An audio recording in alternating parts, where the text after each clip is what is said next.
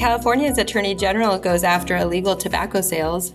Albersons stock dips as the company lowers its earnings estimate for the rest of 2025, and consumers are increasingly worried about the state of the economy.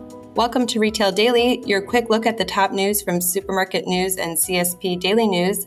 I'm CSP Executive Editor Hannah Hammond. And I'm Supermarket News Editor Tim Inkelbarger. California Attorney General Rob Bonta on Thursday announced the grand jury indictment of 5 suspects for selling tobacco without a license and committing tax fraud that cost the state of California over $24 million in lost tax revenue. The 5 suspects were indicted on 118 counts of conspiracy, selling tobacco as an unlicensed distributor, filing false tax returns, money laundering, and a white-collar enhancement. The Sacramento County Criminal Grand Jury indicted the 5 suspects on March 14th. Strong digital and pharmacy growth helped to boost identical sales for Albertsons in the fourth quarter, but the grocery retailer's stock dipped on Tuesday following a reduction in its earnings estimate for the rest of 2025.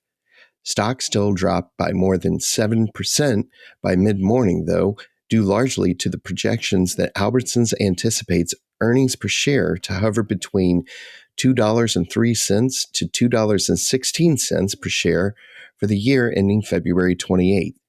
That's lower than the analyst consensus earnings estimates of $2.21 per share, according to earningswhispers.com.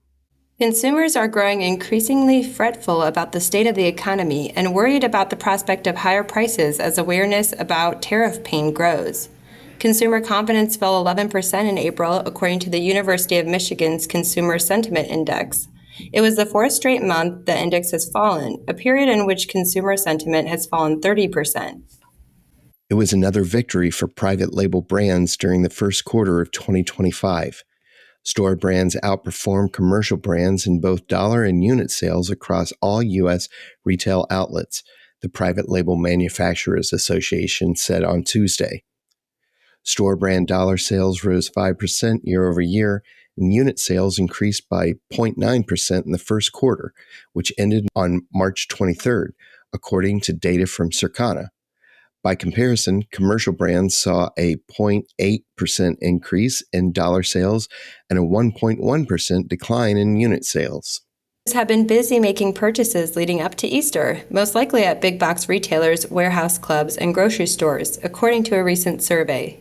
94% of Easter shoppers plan to spend money for the holiday, with the top purchases being food, 68%, and candy, 57%, according to a survey from data and tech company Numerator.